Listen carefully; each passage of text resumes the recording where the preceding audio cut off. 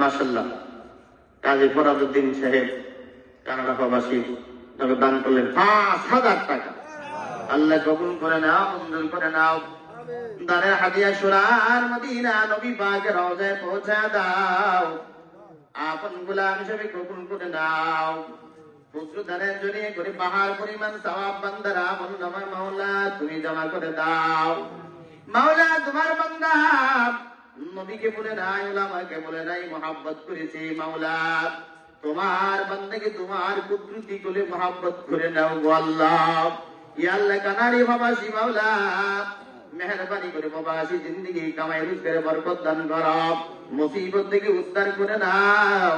দানকারীর মা বাবার কলিজা ঠান্ডা করে চির সুখী জান্নাতি হিসেবে কবুল করে নাও, আমিন।